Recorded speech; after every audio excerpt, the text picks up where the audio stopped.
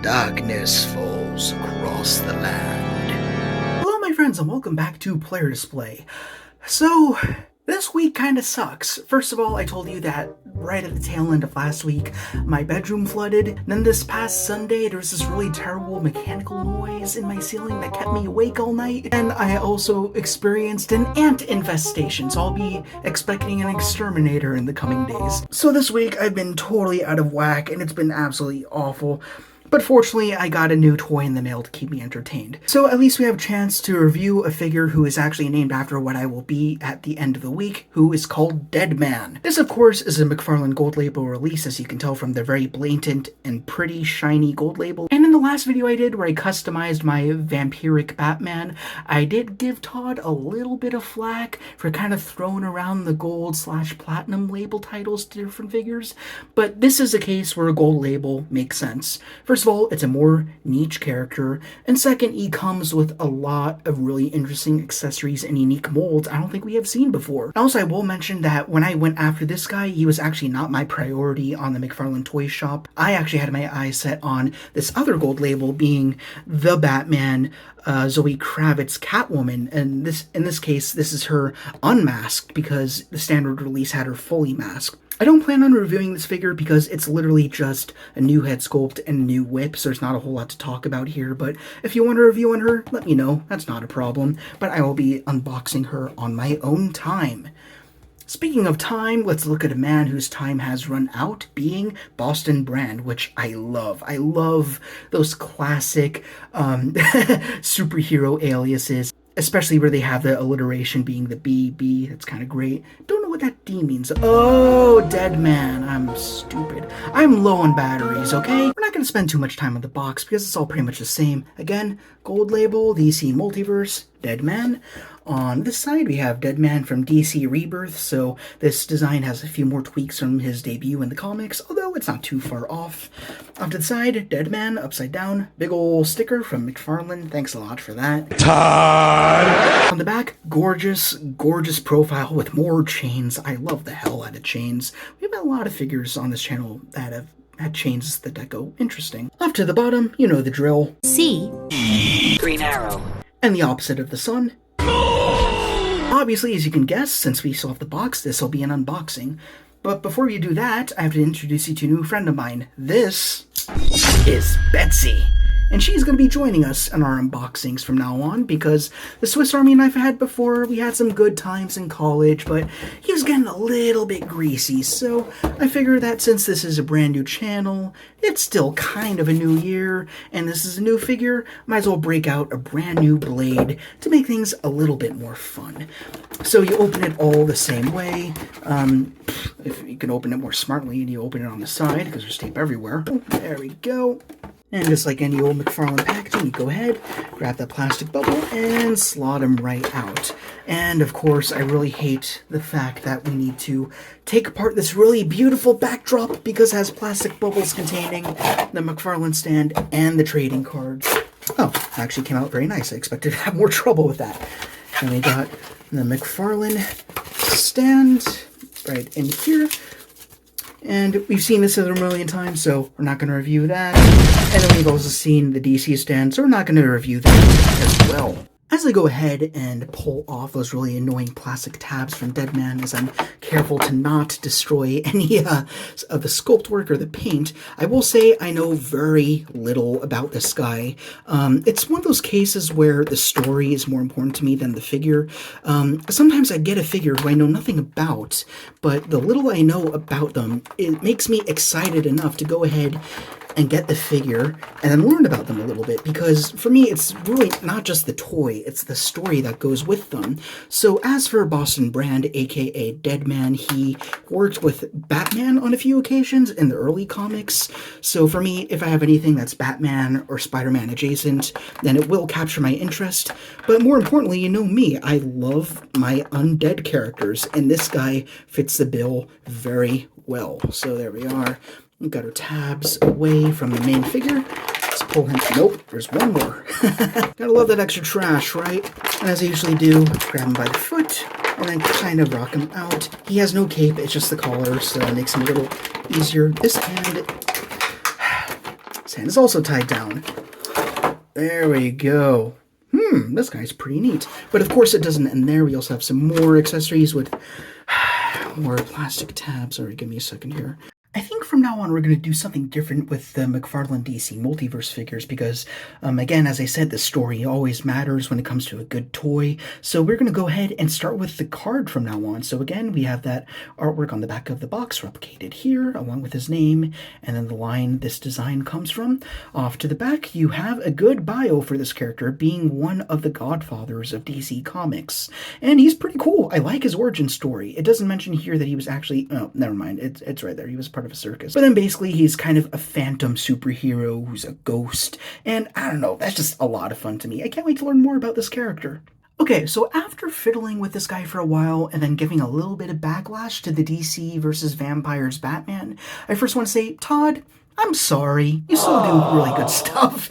One thing that the McFarlane line has done consistently well is doing undead characters. That's something we more see with the Spawn line, which is, of course, Todd McFarlane's trademark, but I'm not a Spawn guy myself, though it is nice that we see those aesthetic little nuances kind of trickle down into the other lines, DC being one of them. And here, it is an excellent example. Even though it is kind of just restricted to the profile, then you have a very retro-looking superhero suit going all the way down in the rest of the body. But it's such a good marriage between modern and classic comics. I just like this guy a lot, even though, again, I don't know a whole ton about him. Let's go ahead and look at this dead man's dead head, and it's pretty hard to ignore the really giant collar that's going around, but again, I love how over-exaggerated that is. Really makes it feel almost kind of punk rock in a way. I don't know. I think this guy was from 1960s or 70s, I'll correct myself down here, but yeah, then you get to the head sculpt, and this is what I'm talking about. Again, rest of the body, very classic spandex. Get to the head, very modernized. It feels like an actual carcass or a spirit. Feels very ethereal, very spooky, very wrinkly and crinkly, like he just got out of the shower. And I think the thing that really blows my mind with this figure is the execution of the eyes. Very deep sunken, of course, when we're talking about the sculpt. But then it's like these pits of black that lead to these white eyeballs, like totally white, no pupils or anything, but it really does suck you in. It's just absolutely gorgeous, and they are coming straight out. It doesn't feel like they're lopsided or anything. One thing I really do not like, not just with Todd McFarlane figures, but with figures in general, is when they have side eye, like, for example, when they did figures for the new Batman movie, everybody was looking off to the left or the right. I always like when a figure is looking straight on. I feel like when it's to either side, it kind of restricts your posing options.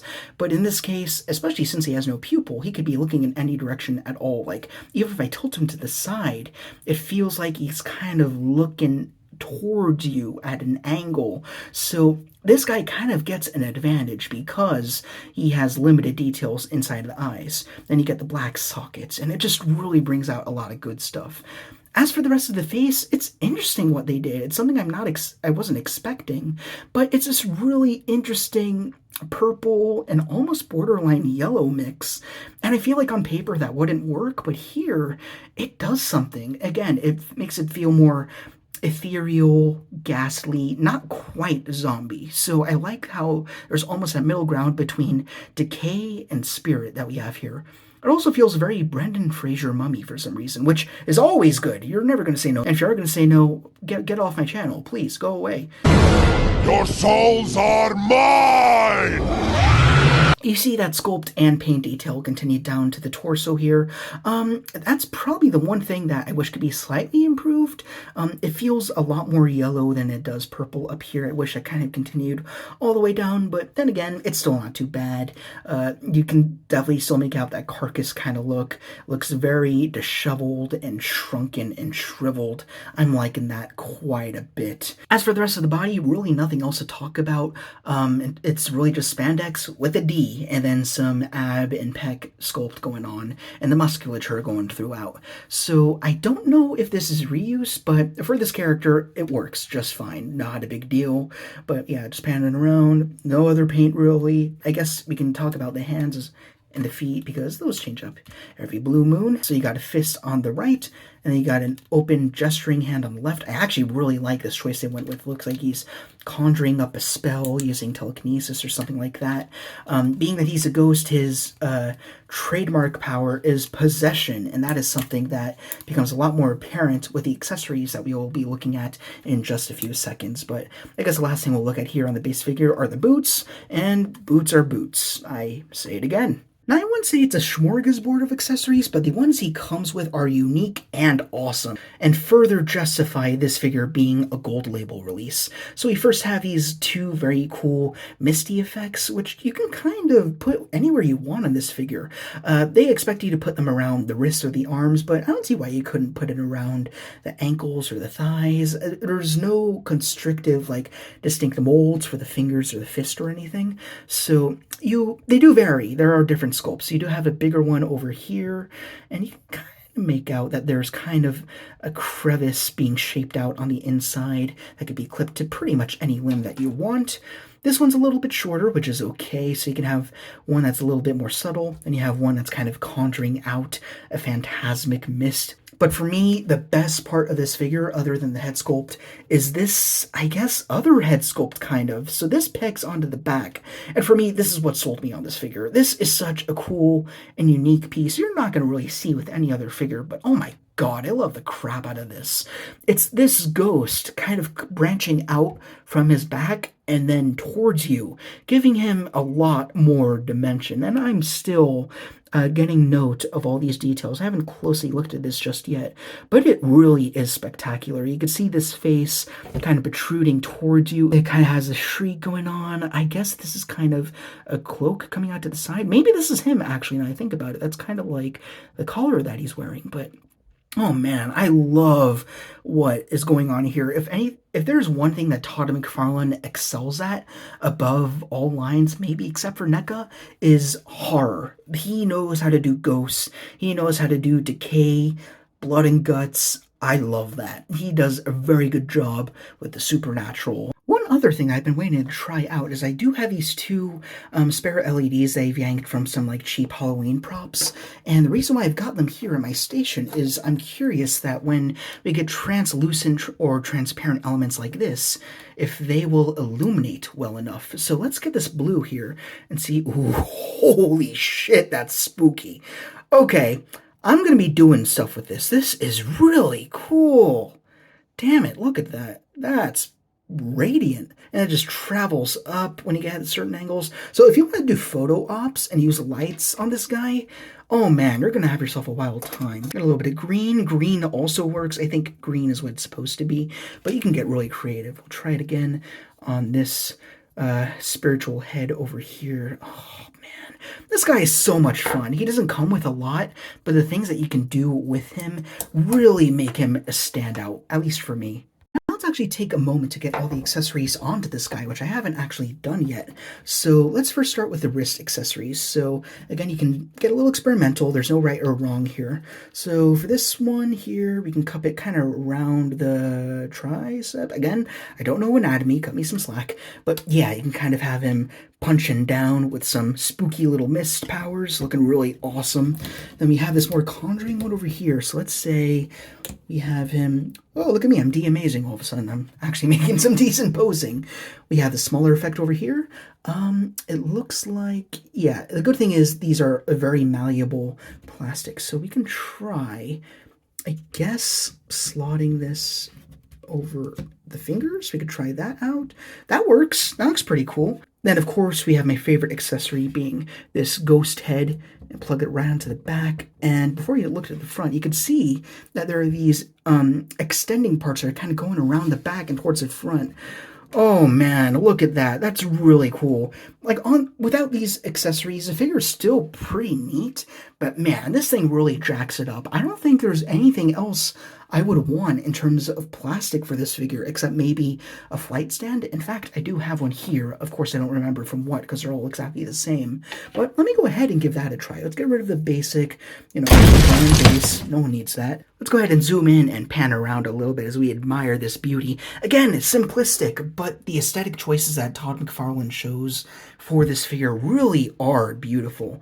Now we can go ahead and bring in the LEDs like hell. I'll put green over here. I'll put blue over here. The blue's a little stronger.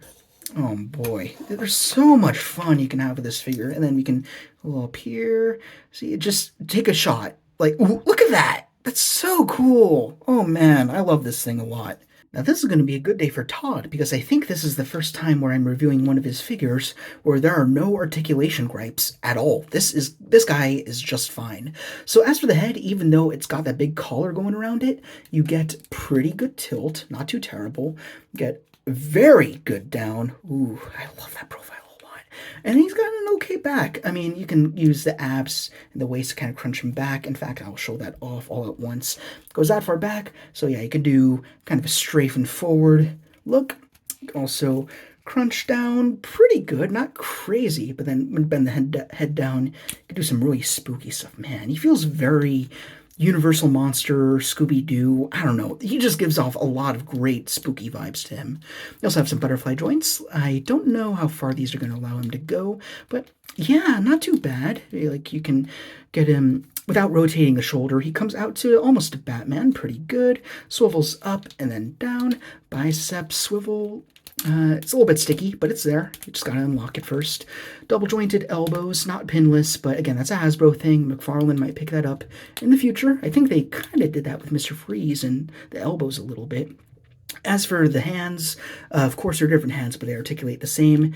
They swivel, and then you can also have, yeah, you can have up, down, and then turn the joint, and they can go in and out. So you can also have him almost doing like a Green Lantern sort of thing. Oh, damn, like, you don't even need to try. This guy just poses. You can slap this guy in any position, and he looks very kinetic and very awesome. I guess kind of returning to the torso, we didn't really look at swivel yet, but in the pecs, you got that much, and then you have a little bit of side to side.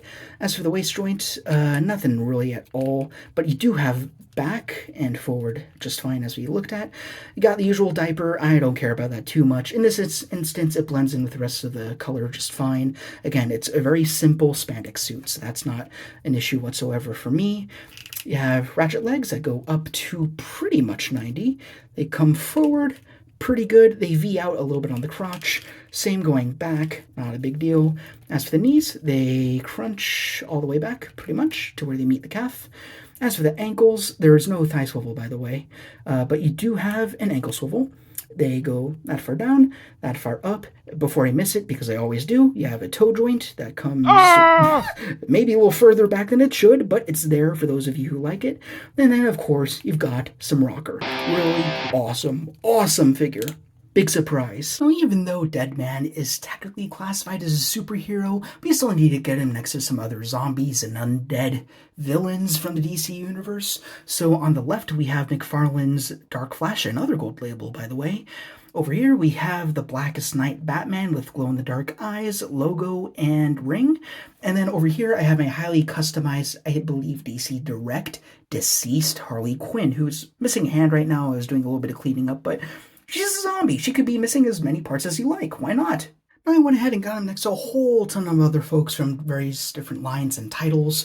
Over here we have the Phantom Menace himself, another ghost, because, as you know, somehow Palpatine returned. Next to him we have my custom Legends Death Trooper made from the Trash Compactor Luke Skywalker, which was basically the Gen 1 Stormtrooper body with the pins and everything. And then beside DEADMAN we also have the NECA Aliens versus Batman, and this is the one that I really wanted to see him beside, because when you do look at the comics, they do appear with DEADMAN in red and then Batman in that blue, so these guys, oh, they work so well in tandem together. This guy's a lot harder to find, and again, I don't recommend getting him because that was in the earlier days of NECA where there were a lot of QC problems, which I had to go ahead and fix. But I suspect if you went ahead and got the Hush Batman, that would be a better shoe-in if you want that blue variant and to have that contrast between the two. And then I also went ahead and threw in a Megafig, being the Nightfall Bane, also from McFarlane. And then down here, as per usual, we have our Star Wars The Black Series Muck Muck. I don't want to play hide and clap! If it weren't already apparent, I love the absolute shit out of this figure. It is remarkable. And this wasn't even my intended buy when I was visiting the McFarlane toy store. As I told you, I was going after that Zoe Kravitz Catwoman. Kravitz woman? I got this on a whim. I just thought that, I think the first time I saw him, I was like, alright, it's kind of a character I don't really care about. But then I kept staring him down and I was like, oh,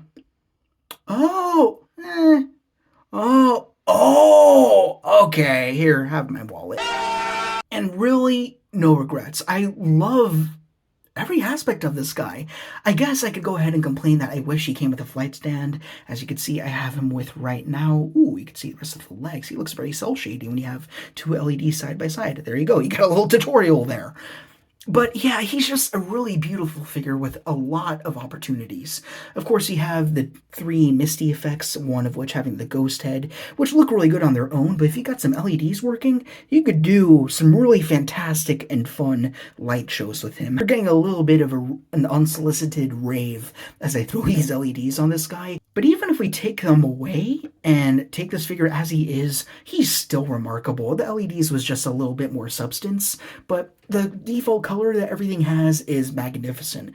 Very classic comic with, again, those extra little Todd nuances that we have thrown in there. When it comes to the little ghost head, then of course you have the very decayed looking profile of DEADMAN, Boston brand over there, and he's just really fantastic. For me, he's kind of like the DC equivalent of Ghost Rider. He was a theatrical performer, and then, of course, there was a deity who offered him powers beyond his limitations. He realized they were too much for him, and then, yeah, it just leads us to a very sympathetic, but at the same time, really kick-ass looking classic character.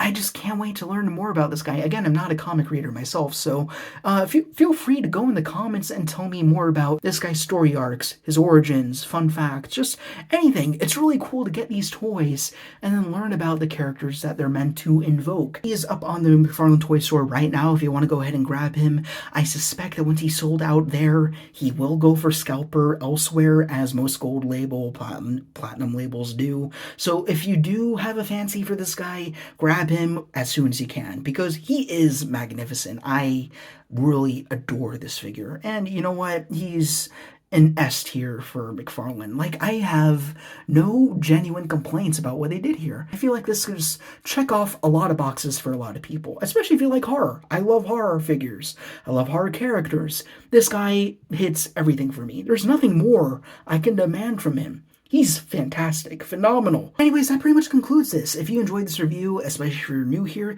then please, as per usual, be sure to like, comment, and subscribe. Suffer the little children. That being said, another reminder that the Q&A is still open from our 100 subscriber special, so if you want to drop comments at the bottom of this video, or the update that the editor posted previously, and then we'll be doing a Q&A in about 2 weeks. If we don't have enough, then I do have an alternate video planned, so no worries, you will be getting a nice reward supplement of some sort, but it's going to be a fun little surprise. I'm not going to tell you just yet. And even if we do end up doing the Q&A, then you'll get it anyways. It's fun. We're just having fun here, guys, alright? Hope you enjoyed this review. Thanks very much for watching. Rock on, and I will see you all later. Honestly, it's only Tuesday and I've already had a really terrible week, but this guy just fixed everything up. I love him a lot. Please get him. He's really, really cool. It just sucks that we have a transparent bubble. Then we also have transparent tabs. A little pain in the ass. Come on. This one there, and then we got this one over here. Ow, my finger. I have to censor that. Then we have another pin down here. I swear like a sailor in real life, by the way. I just go as far as shit, and I stop there. Just because I get a little bit creative beyond the camera, and if I ever do get compensated by YouTube, I don't want to cause any bad blood, so I'm limiting myself. Just letting you know that now. I highly recommend him if you can find him for a non-scalper price. Getting sirens right now. Do you guys hear that? There's freaking sirens. It's a shitty week. Oh my god.